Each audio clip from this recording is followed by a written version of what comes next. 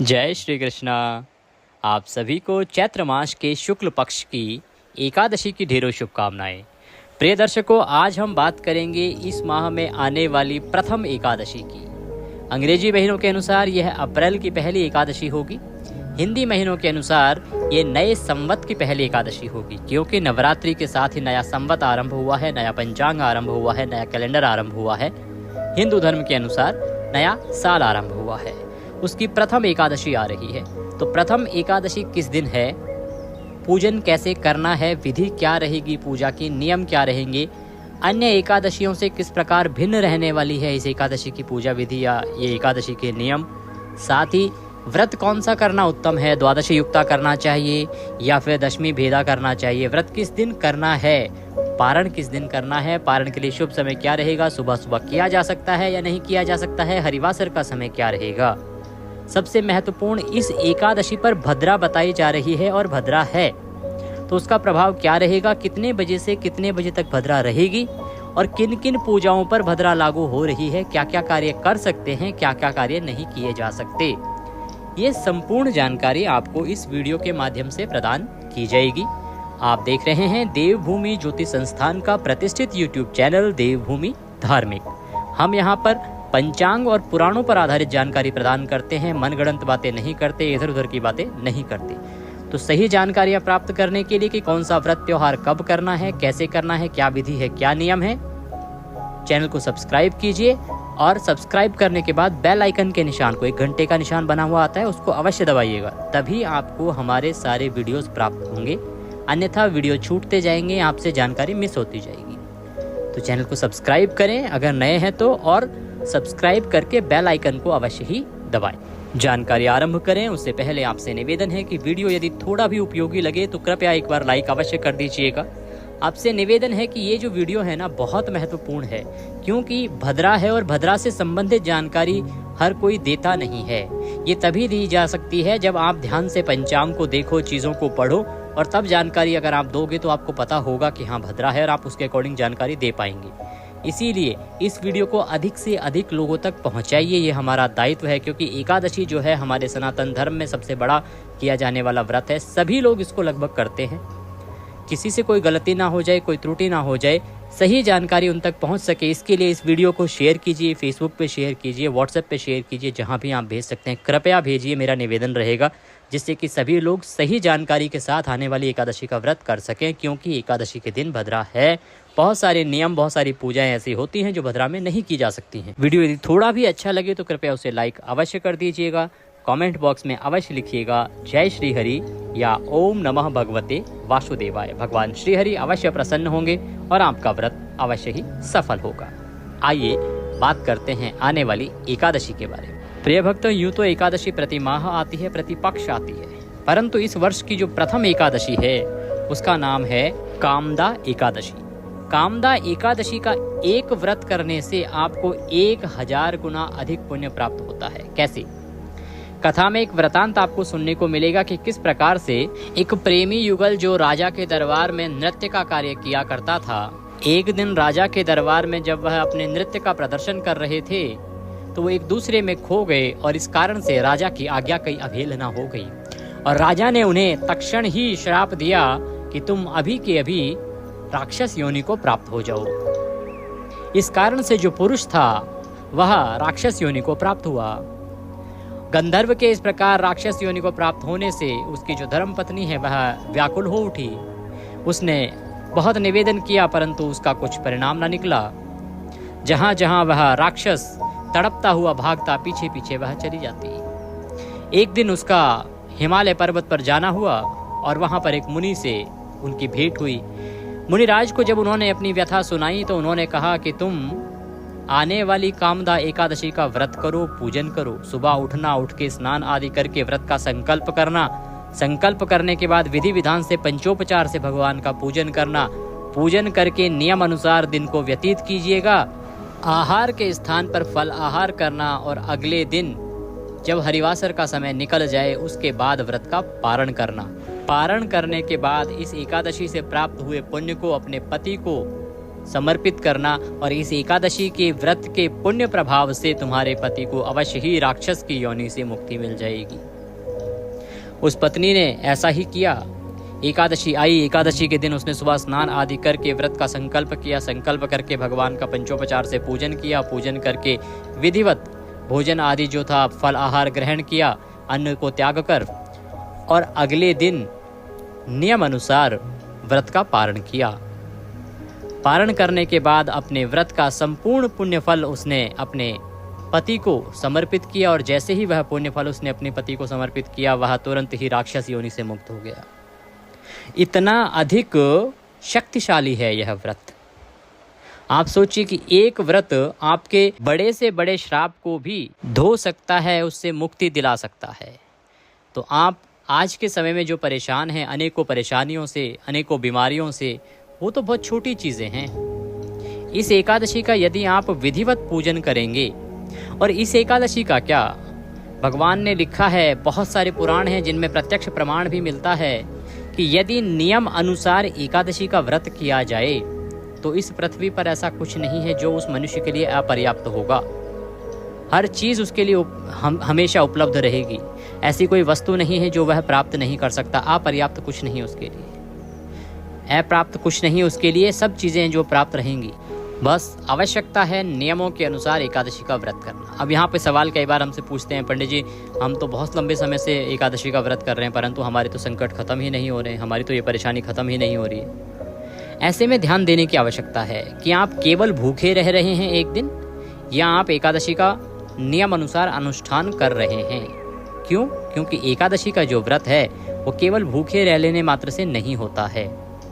मैं हमेशा कहता आया हूँ कि एकादशी का व्रत एक प्रकार का अनुष्ठान है जिसमें आपके संयम की बड़ी परीक्षा होती है। आपको 3 दिन तक संयमित जीवन व्यतीत करना होता है। दशमी तिथि से आपका संयम आरंभ होता है और पारण तक चलना चाहिए।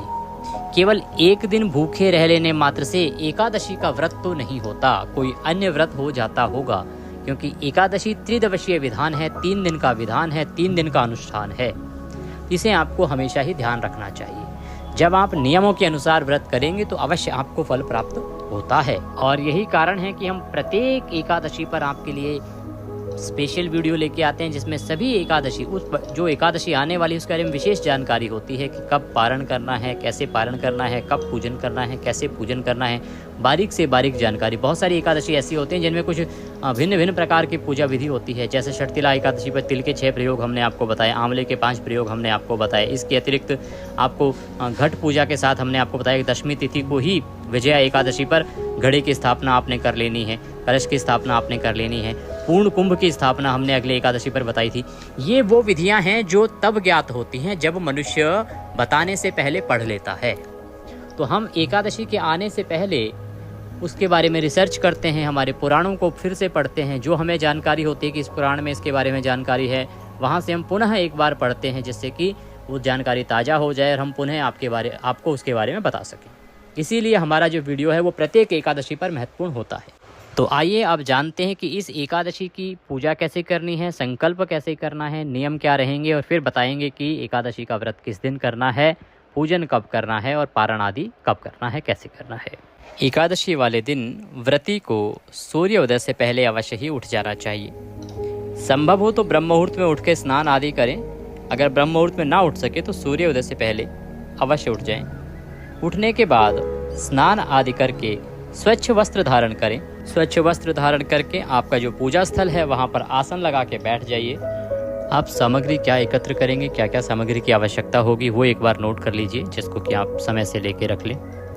सामग्री में आपके पास होनी चाहिए भगवान श्री हरि विष्णु की एक तस्वीर या प्रतिमा, कोई भी चित्र आपके पास होगा वह ठीक है। अगर चौकी आपके पास हो तो बहुत उत्तम रहेगा। पीले रंग का वस्त्र उस पर बिछाने के लिए लीजिएगा। इसके अतिरिक्त रौली, मौली, पान के पत्ते लगेंगे। 2 पत्ते होंगे, एक पत्ता एकादशी के पूजन वाले दिन और एक पत्ता पारण वाले दिन के लिए। सुपारी, 2 सुपारियों की आवश्यकता होगी और 1 सुपारी आप गणेश जी अगर आपके पास नहीं है तो अतिरिक्त लीजिएगा। सुपारी, लौंग, इलायची, धूप, दीप, नैवेद्य। नैवेद्य क्या होता है? भगवान को भोग लगाने के लिए कोई सामग्री चाहिए। मिठाई हो तो मिठाई लीजिएगा, मिठाई ना हो तो आप फल ले सकते हैं। अन्यथा मिश्री भी ले सकते हैं, मिश्री को भी हम नैवेद्य के रूप में प्रयोग में ला सकते हैं। इसके अतिरिक्त पुष्प लीजिएगा, फूलों की माला लीजिएगा, इत्र लीजिएगा और जनेऊ, यज्ञोपवीत जिसे कहते हैं, जनेऊ लीजिएगा। 2 जनेऊ होंगी क्योंकि पूजन 2 दिन होना है और दोनों दिन जनेऊ की आवश्यकता होगी, तो आप 2 जनेऊ ले लीजिएगा। 1 लोटा, तांबे का लोटा जिसमें आप जल भर के रखेंगे। ये सामग्री है जो आपने एकत्र करनी है। ये सामग्री को आप एकत्र कर लीजिए। एकत्र करके आसन लगा के उत्तर दिशा की ओर मुख करके बैठ जाइए, जैसा हमने आपको बताया अभी। सबसे पहले हम सामग्री का और स्थान का शुद्धिकरण करेंगे, पवित्रीकरण करेंगे, फिर भगवान की स्थापना की जाएगी। स्थापना के बाद संकल्प करते हुए व्रत पूजन किया जाएगा।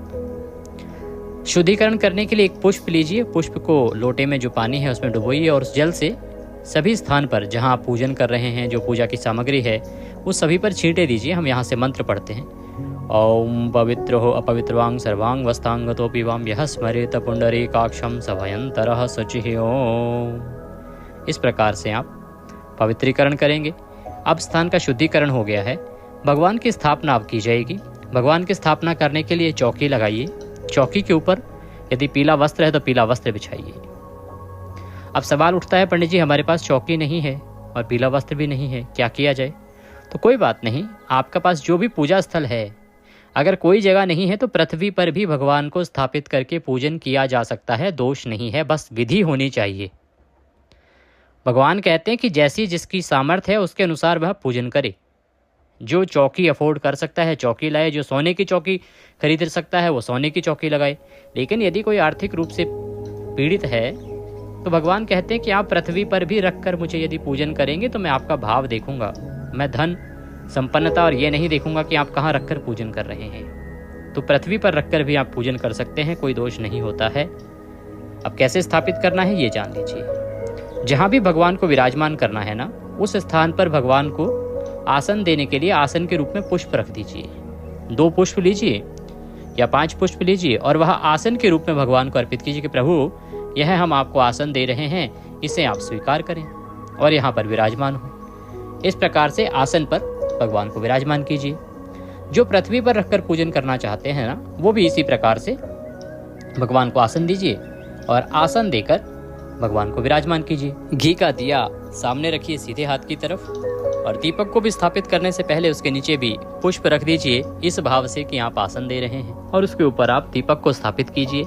ये जो दीपक रहेगा ना, ये हिलाना डुलाना नहीं है, ये हमारी पूजा के साक्षी हैं और अग्निदेव होते हैं, जो साक्षी देव होते हैं पूजा के। इसीलिए इनको हिलाना नहीं होता है, उठाना नहीं होता है। और जब आरती करेंगे तो भी आपको अलग से दीपक जलाना है, कपूर आदि जलाना है, उससे आरती करनी है। धूप दीप स्थापित किया, भगवान की स्थापना की।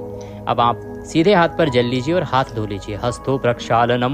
हाथ धोने के बाद एक एक मंत्र पर एक एक चम्मच जल आचमनी करेंगे आप। ओम माधवाय नमः जल लीजिए पी जाइए। ओम केशवाय नमः जल लीजिए पी जाइए। ओम नारायणाय नमः जल लीजिए पी जाइए।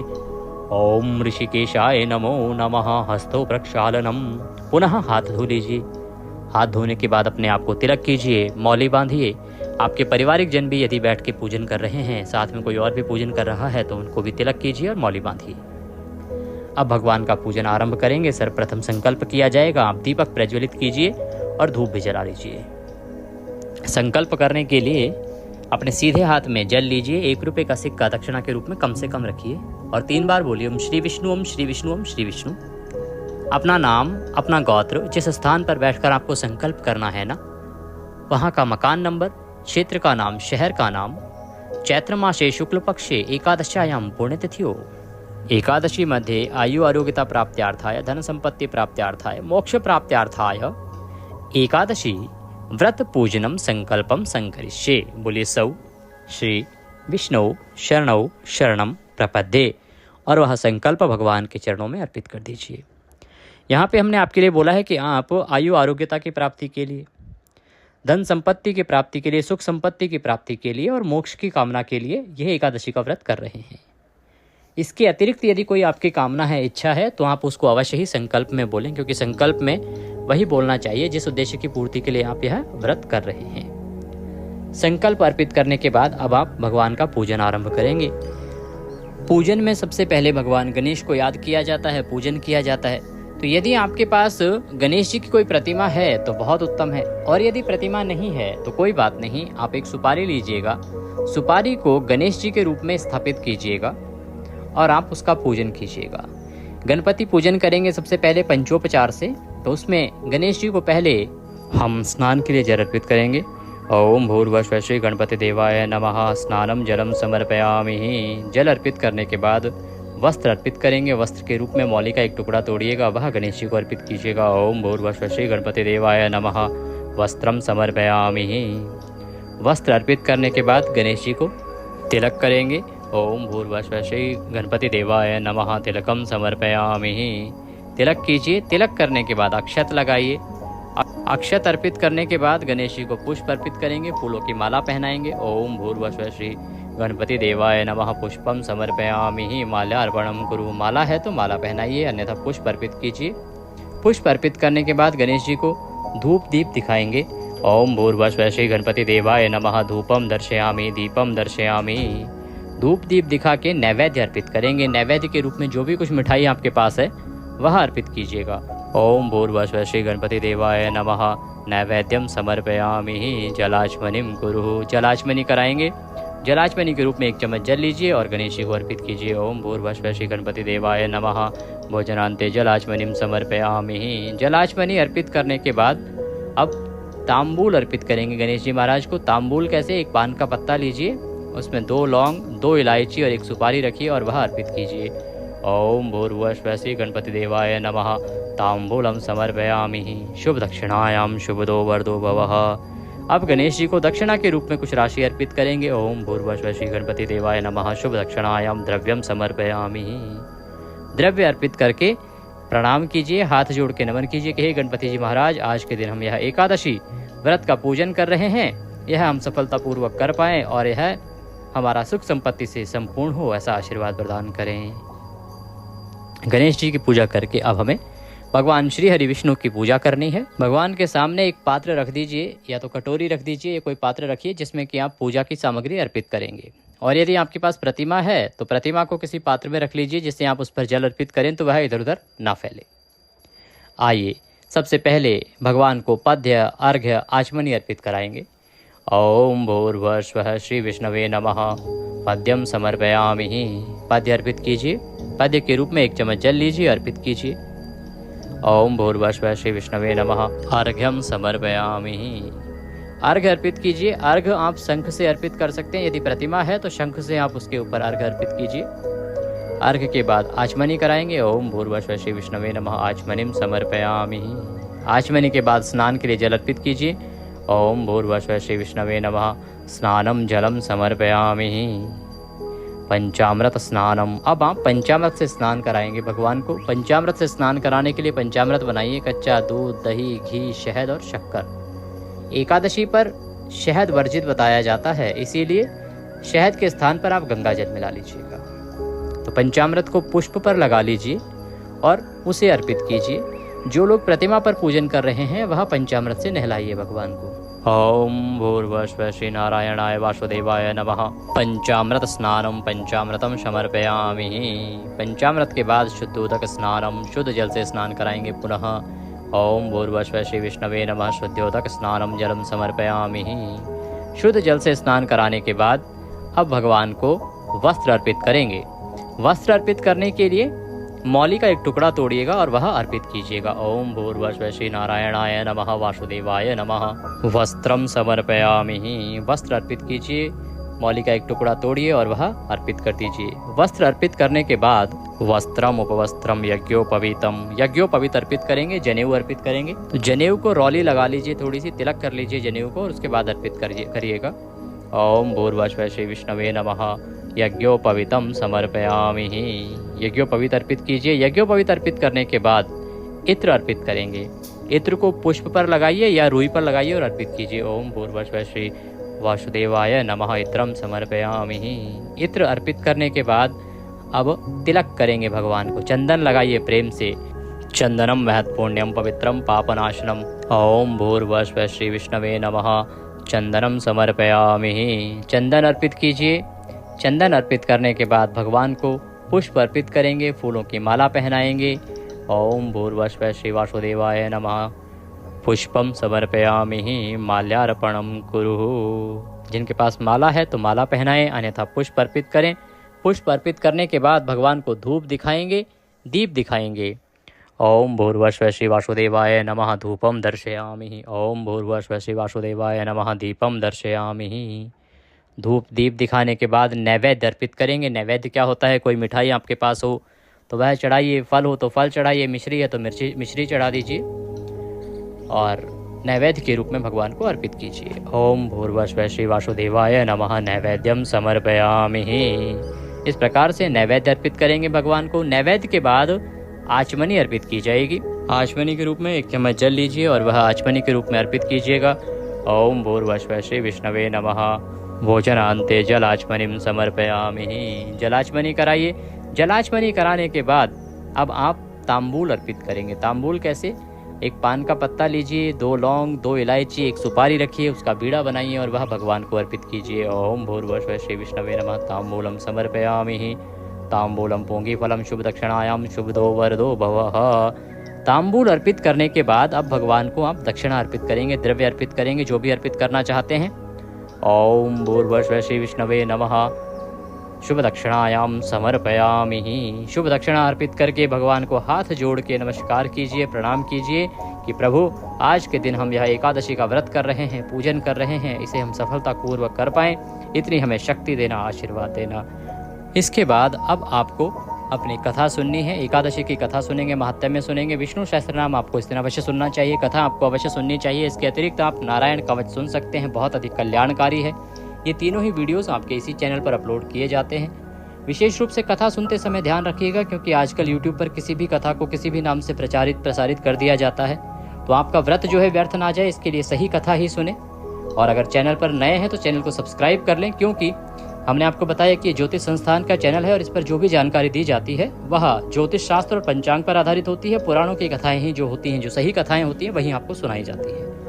तो कथा सुनेंगे, विष्णु सहस्त्र नाम सुनेंगे, नारायण कवच का पाठ सुनेंगे।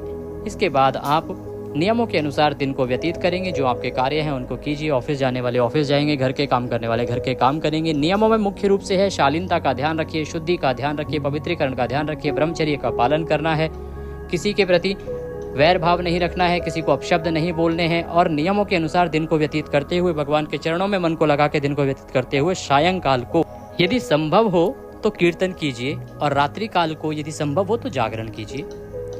शयन करना हो और संभव हो तो पृथ्वी पर शयन कीजिए। ये नियम है जो आपके अनुसार हैं। यदि आप कर पाए तो बहुत उत्तम है, अन्यथा कोई बात नहीं। अगले दिन पारण के लिए आपको सूर्योदय से पहले उठ जाना चाहिए। उठने के बाद स्नान आदि करके स्वच्छ वस्त्र धारण कीजिएगा और पारण की पूजा कीजिएगा। पारण की पंचोपचार पूजन विधि रहेगी। इसके अतिरिक्त पारण में आपको पुष्पांजलि एक महत्वपूर्ण प्रक्रिया है जिस पर ध्यान देना चाहिए। यहाँ पर अभी बताएंगे तो वीडियो बड़ा हो जाएगा, तो इसके लिए हम पारण की एक विशेष वीडियो बनाते हैं प्रत्येक एकादशी पर। उस वीडियो को अवश्य ही देख लीजिएगा, जिससे कि आपका पारण सही प्रकार से हो जाए। अभी बात ये करते हैं कि आपने व्रत करना कब है, शुभ मुहूर्त क्या रहेगा और पारण के लिए समय क्या रहेगा। देखिए, चैत्र मास के शुक्ल पक्ष की जो एकादशी है ये आरंभ हो रही है 7 अप्रैल को रात को 8 बजे और ये अगले दिन यानी 8 अप्रैल को रात को 9:12 पर समाप्त होगी। ऐसे में 8 अप्रैल को उदया तिथि के अनुसार एकादशी रहेगी। 8 अप्रैल को सूर्य एकादशी में उदित हो रहा है और रात्रि को 9:12 पर द्वादशी भी आ जाएगी। इसीलिए ये व्रत द्वादशी युक्ता भी हो जाएगा। तो आपको व्रत करना है 8 अप्रैल को, श्रेष्ठ व्रत रहेगा, इसी दिन आप व्रत कीजिए। और 9 अप्रैल को करेंगे इसका पारण, 9 अप्रैल को पारण का रहेगा। अगर हम शुभ मुहूर्त की बात करें तो ब्रह्म मुहूर्त रहेगा सुबह 4:32 से और 5:18 तक। दोपहर को विजय मुहूर्त रहेगा 2:30 से और 3:20 तक। गोधूली मुहूर्त जो है शाम को 6:42 से और 7:04 तक रहेगा। इसके अतिरिक्त आप सुबह सूर्योदय के साथ ही व्रत पूजन आदि कर सकते हैं। पारण की अगर बात करें तो पारण जो है आपको 9 अप्रैल को करना है और पारण का जो समय है ना, उसके निर्धारण के 3 सिद्धांत हैं। पारण व्रत के अगले दिन सूर्योदय के बाद किया जाएगा, द्वादशी तिथि में किया जाएगा। द्वादशी तिथि के पहले 5.5 घंटे में नहीं होगा, क्योंकि उसमें हरिवासर का समय होता है और हरिवासर के समय में व्रत का किया जाना आवश्यक है। हरिवासर निकलने के बाद ही आपको एकादशी के व्रत का पारण करना चाहिए। ये मूल सिद्धांत है जिससे कि समय की गणना की जाती है। समय की गणना के अनुसार जो आपका पारण आपको करना है इस एकादशी व्रत का, वो होगा 9 अप्रैल को सुबह 6:02 से और 8:35 के बीच में। ये उत्तम समय में है। इसके अतिरिक्त भी यदि आप लेट हो जाते हैं तो आप पारण कर सकते हैं, पर श्रेष्ठ समय जो है वो यही रहेगा। अब बात करते हैं भद्रा की। जी हाँ, इस दिन भद्रा है, सिंह की भद्रा है। और जब सिंह की भद्रा होती है ना साहब, तो उसका जो वास है वो पृथ्वी लोक पर ही होता है। तो जितने भी हवन आदि जो कार्य हैं वो तो इस समय में नहीं होंगे जब तक भद्रा रहेगी, क्योंकि ये मृत्यु लोक की भद्रा है। तो भद्रा रहेगी सुबह 8:35 से और रात्रि को 9:12 तक। हाँ, एकादशी के व्रत पूजन की जहाँ तक बात है तो उसमें इसका कोई रोक टोक नहीं होती है, क्योंकि भद्रा जो है वो एकादशी व्रत पूजन में लागू नहीं होती है। वह आप सुचारू रूप से कर सकते हैं। वीडियो यदि थोड़ा भी उपयोगी लगे तो कृपया एक बार लाइक अवश्य कीजिएगा, सबके लिए ज़रूरी है। तो जितना हो सके शेयर कीजिएगा। चैनल पर नए हैं तो सब्सक्राइब कीजिएगा। भगवान सबका भला करें। जय श्री कृष्ण।